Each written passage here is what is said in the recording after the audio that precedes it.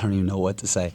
Thank God for allowing us to be in this position and for us to be able to be the group that we currently are, and thank God for the opportunity for all of us. And I couldn't be any more delighted with the group that we have. The way they've come together, the way they work hard every day, the way they listen. They've been such an amazing group, and this tournament run, I mean, it puts a stamp on everything. We're two-time champions now, and we feel like there's more out in store for us. But before we get to there, we intend to have a good time. So, thanks. Questions to the athletes front right? Ryan, I think that comment. I'll start over here with you. That game couldn't have started better for you guys. I mean, you had 6 of the first 10.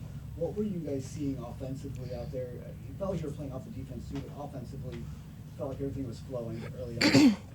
Yeah, I think we were just aggressive right away. Came out in the first quarter aggressive, ready to go, attacking. Their defense was getting out on shooters, so the driving lanes were open for us, and we started out hot. Back left. Ryan Miller, the Report Ohio for both the Ambers. Things got much closer into the third and fourth quarters. What was the discussion like in the huddle to keep everything together? Yeah, I mean, I said this last press conference too, but it's a 40-minute game. We go into it with confidence. We know it's a game of runs too, so anything that they were going to come out with, we knew that we would have our time as well, and we didn't let any crowd or anything affect us and just kept our mind to our goal and executed. Yeah, just going off what you said, we know it's a game of runs, and we had a little bit of a hard time getting a stop there in the third quarter, but we just kept coming together and said, we just need to stay together, and that's what we did. Front far right. This is for Amber Tretter, John Shaver from Miami University. Amber, could you talk a little bit about what the trajectory has been like for this program for the last couple of years? Yeah, so I came in freshman year, and we won 9 games total our freshman year, and that was a rough year. I had to take on a lot of leadership responsibilities, and I think that year has also taught me a lot about who I am and what I want to help build this program to be. And I think Nuria Horho she's also one of the ones that are originally from that year. And I think going from year to year, we really committed to what Coach Box has told us, and really just creating a culture where we want to win, and we'll do anything it takes to do that. And I think that progress from freshman year to now has really just been amazing, and it's been great to be a part of that as well. Back right. You talked about the offense already, but the defense to keep them off the scoreboard for 7.5 minutes, and it's kind of been the identity and hallmark of this team and this program, whether it's missed shots or turnovers. Like, what did you do to kind of make a statement at that end of the floor when it starts to come? Yeah, I think Coach Box said before the game, like, we've been in this position all year, and I think coming out, I think Toledo wasn't really ready for it. They haven't been in the position we've been all year. And so we came out, and we came out hot. We came out ready to go. And we know defense is our whole identity, our whole game, and they weren't ready for it. So. Right middle. John Suchian from Northeast Ohio Sports Insiders. I guess I was thinking back when you mentioned earlier, like both of you, in those closing moments of the game, you got the foul line, and you had to make clutch free throws. Tell me about that, and then how that felt, because you got to the line a few times there late. Yeah, I mean, every time that I step up to the line, I always tell myself that I'm making it. Like, if you say don't miss, all your mind hears is miss. So, and just imagining it's just a free throw every day. We practice these all the time. Stepped up and just put them in. But I think it goes to our team too, and just the confidence that everyone's always high-fiving each other and telling each other you got it, and everyone has each other's back as well. Front right. Speaking on the free throws, the 2 that you hit to end the third, how important are those when they cut it to 5, and now instead of being up 5 going into the fourth, with them having momentum, you're up 7, and now you have a little momentum. How big was that trip to the line for you?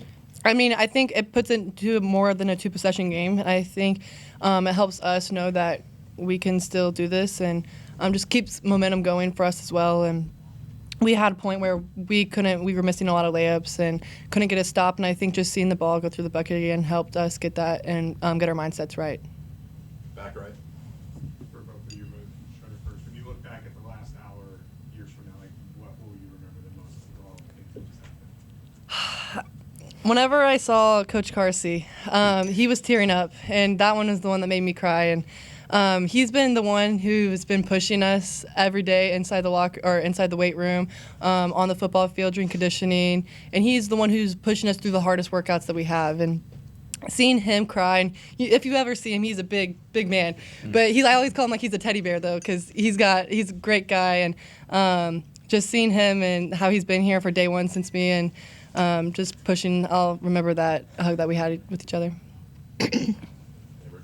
Oh, yeah. I was just going to say, going off of that, every single day when we see Carsey, every day he talks, it's a championship mentality every single day. Like, we are chasing something every day. He said it every day. And honestly, I went home at night a lot of times thinking about what he says. Like, he really was a big factor in this. But yeah, I think I'm just going to remember, like, just being with the team, just celebrating, cutting down nets for the second time this year. Like, it really is truly incredible. And I'm just so happy. We have time for a couple more. Back middle. Yeah, Chris Vogt, Journal News and Report Ohio. Ambers, did you guys have a moment throughout this entire weekend that you felt we're taking this thing? Was there something that kind of hit you guys as? I'll go first. I think every day going into film, I think after every film session, we were like, guys, like, we cannot let up no matter if it's the 1-2 seed, 6 seed. Like, we were like, it's going to be all about our defense. It's going to be all about our defense. And I think just everyone, like, no one was ever like, oh, it's the 6 seed. Like, no, like, it didn't matter. We were like, no, it's going to be a really tough game no matter what. All of the games were going to be tough. And we talked about defense. And we were just very locked in. And that's what I knew. So. Yeah, I would say there was, especially our film session for Ohio, I think, was something that we just lost to them. And Coach Carsey was even saying, like, you don't get an opportunity like this to play the team that you just lost to and get payback. And I think that light under us, like, I think helped us really get locked in. And those film sessions were really like, okay, we got this. And just we got to commit to each other and the game plan and execute. But, yeah. Right middle. What are you looking forward to now that you get to go to the big dance? What are both of you most excited about? How does that feel to you guys? Go ahead. I mean, this is like a once-in-a-lifetime opportunity, and I think we're going to enjoy it, but we also are not just going in there just to play in March Madness. Like, we want to win games as well, and we have the capabilities to do so, too. So I think just enjoying the experiences that we have and with each other and the teammates, and really not taking anything for granted is something that I think we're going to go with the mindset into. Perfectly said. Seriously. That's exactly what I would say. Our last two on the right here. Amber, not only to win the tournament most valuable player, but to have two of your teammates as well with you on that All-MAC tournament team. What does that say about this team as a whole? Because not all the time is there 3 players from the same team on that All-Tournament team. What is it about this team? Yeah, I mean, any given night, anyone can go for 20. I mean, Tretters has double-double every other game, for real. Like, I think just knowing everyone on this team has a role, and it's really important. And any given night, it's anyone's night. And I think just even, they asked us the other day, like, who would your 3-on-3 team be? And me and Tamar right away, like, me, Tamar, Tretter. Like, we're just like a core group. But, yeah, that's what I have to say about that. Our last question, far right. Amber, could you talk a little about why did you come to Miami, and did you think obviously this was possible? Yeah, the whole reason I came to Miami was because I knew we could win here, and ever since Box called me, even seriously before he called me, like, I was like, I know what we can do here, especially with the players.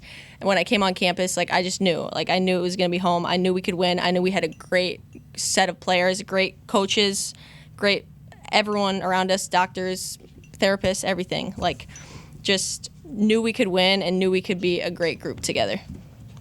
Thank you, Sue. Good job, yeah. You're good. Oh, I mean, I was also going to say something, too, about giving, like, a shout-out to Justin, our trainer, because Yes. he does not get enough credit for what he does for us, especially playing back-to-back-to-back like this. He was in here doing treatment on us left to right, setting up massage therapist things, and just always being there for us no matter what. So, Yeah, shout out to our staff. Seriously, Yeah. the best staff ever. So Yes. happy. Yeah. It's how we want to play, and so we recruit to how we want to play, and it's been great to see our current posts be able to develop in the way that they have. They've come a long way in their 3-point shooting, but they work really hard. So it's not a coincidence, that they've become what they've become. We have created a culture of work, and our kids get better. And, You know, we love to be able to open the floor. We talk about playing pretty a lot. You know, I don't like to see ugly basketball. Like, I don't like to see it at all. So we try to put together a product that people would enjoy. And I think people enjoy seeing that. The right middle. The contrast from yesterday's game and how you're hitting your team was hitting 3-pointers. You didn't have a 3-pointer until about the 6:45 mark of the second quarter. They were all buckets on the inside. You guys were really attacking. What do you say about that? I say that, you know, that does speak to our versatility and our intelligence, because we simply take what people give us, you know, and each game has its own identity. And, you know, over the course of the game, there's adjustments that are being made between staff and our players. And, you know, we just want to be efficient. We talk about being efficient and, you know, taking the right shot, doing the right thing, making the right play. Those are all things that speak to, you know, playing pretty basketball. And, you know, today was an example. You know, and they were trying to get out. They were trying hard, you know, and they did a good job, you know. But we were ready, though, you know. I talk about, you know, something I want to talk about real quick in regards to Scalia. She was talking about, you know, Toledo. Winning is hard, and I want to answer this question too, because she said it, and I can't remember who asked it. Like, winning is very difficult, and every team has good players, and we speak to that. You know, I spoke to that the last time, but I think what needs to be said for the most part is, like, we've been playing championship basketball for a month, so every game has been, like, difficult, like preparation. We're getting people's best.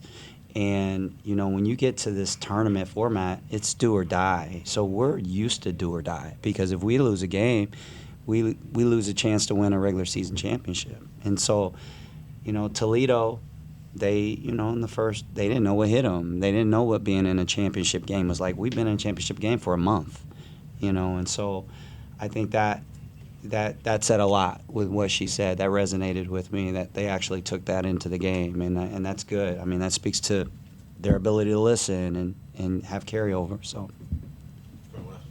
Tyler Kaplan's Fox Media Sports Network.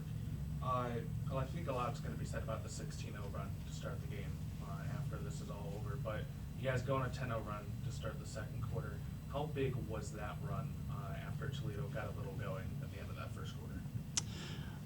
you know, it wasn't even just that run. It was throughout the game. You mentioned the free throws, you know, going into the fourth quarter. You know, we just spoke to our championship. I mean, we have pedigree now, you know, and so it speaks to that, you know, to be able to answer the bell and you know, when the time has come. We could have easily have collapsed. You know, that team was playing at a really, really high level. You know, they were simply making plays, you know, and they had become all of a sudden really difficult to stop. But when we needed to tighten the screws, we were able to tighten the screws on defense, on offense, you know, by simply making plays, by execution. You know, that was another thing. We ran stuff. You know, we weren't just asking our kids to go make plays. Like, we had carryover from timeouts. We had carryover from the play call to actual execution. And that speaks to, you know, championship level basketball, in my opinion. Back middle. Coach, what was going through your head after Singer picked up her fourth foul in the fourth quarter, and how important were the minutes for Zaccano and Gonzalez? I was nervous. I was nervous. It was the first time I think I've been nervous in years. I don't even remember the last time I've been nervous, but I was nervous because we needed Mio to be able to eat some minutes for us, and she did that. You know, she kept us above water. She's been playing much, much better basketball, having an understanding, and I don't think she's as nervous anymore. I see her being a lot more aggressive in some things that she used to, used to be where she used to be. But she's a kid playing at a higher level, and, you know, she's learning. She's still learning. But, you know, when you get in these moments, nobody cares. You have to produce. And, you know, thank God that, you know, she stepped up and, you know, she exhibited some real maturity and bought some time before I felt comfortable putting Tamar back in. Questions for Coach? Yeah, right middle. How big of an impact did Amber Tretter's free throws make on the game? they were very big. Timely, we needed them, but she's a confident kid, so I really felt strongly she was going to make them. But I think, those were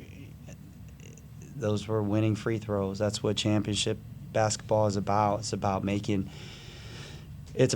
plays and doing things during difficult moments, and when you're talking about winning championships, there's going to be difficult moments. Anybody can perform when things are going right, like when we're on our run to start the game, like everything was going right, but can you make plays when things are not going right? And I think that Amber stepped up in a big way, as did some other kids too, all of them.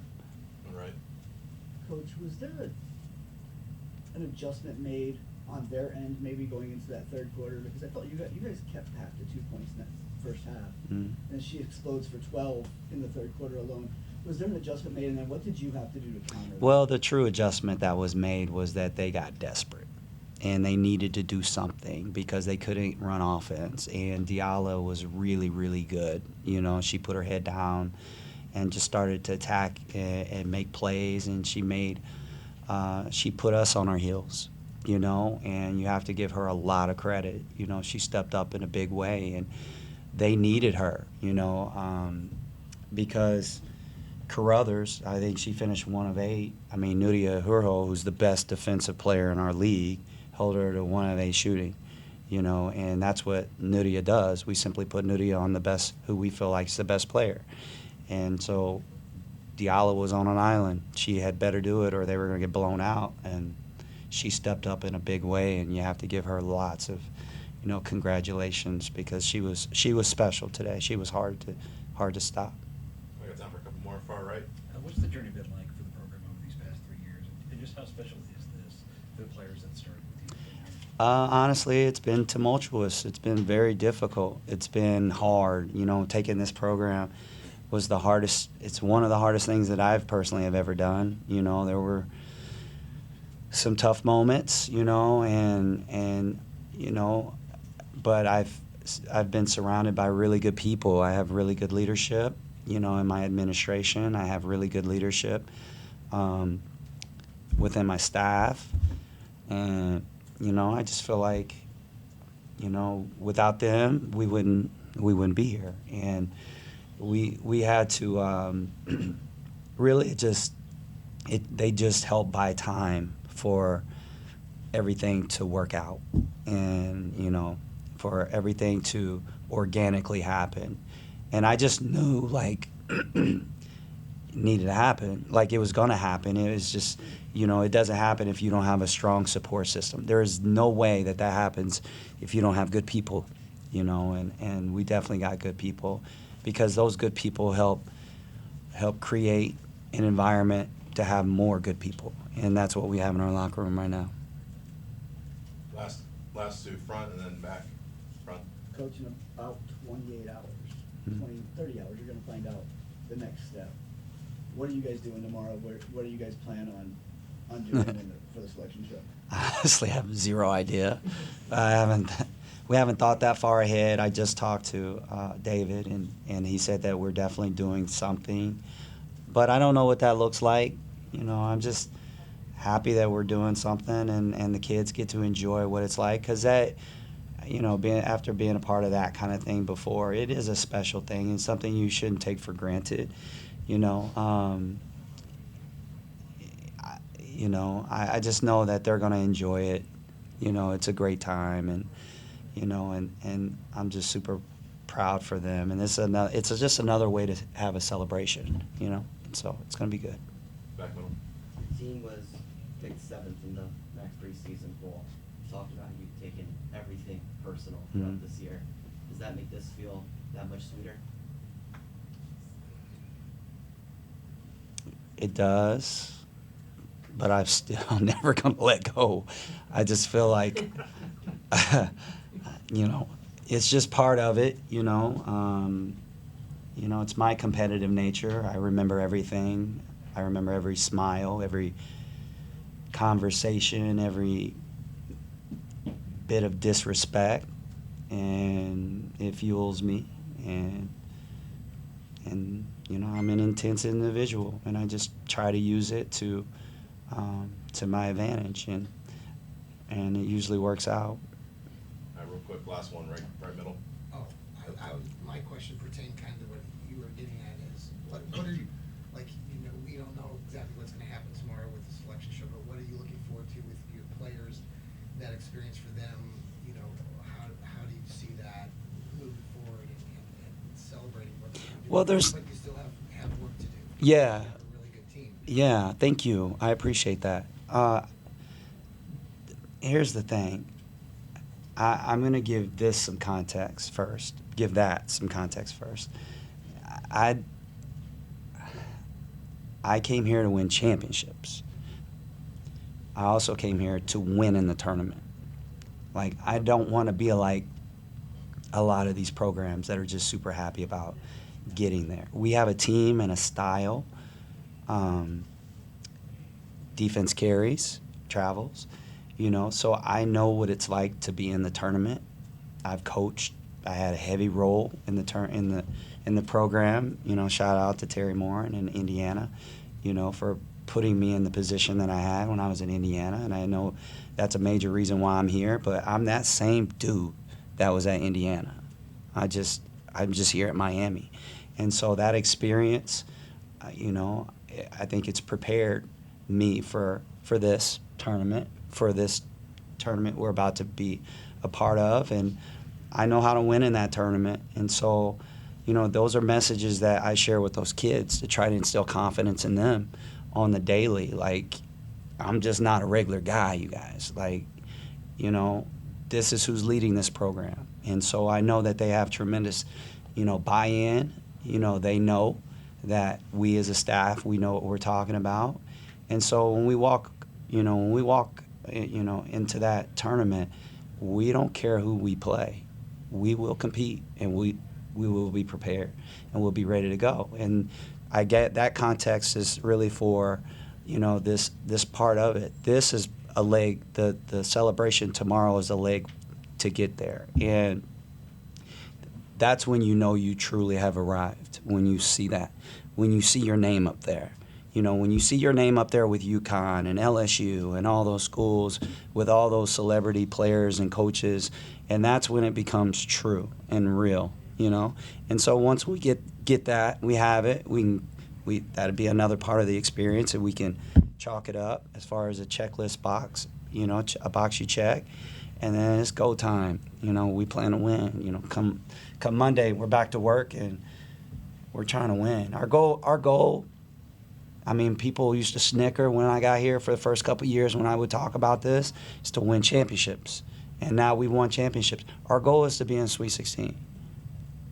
That's our goal, you know, and that has not changed. So that's our expectation. That's the standard.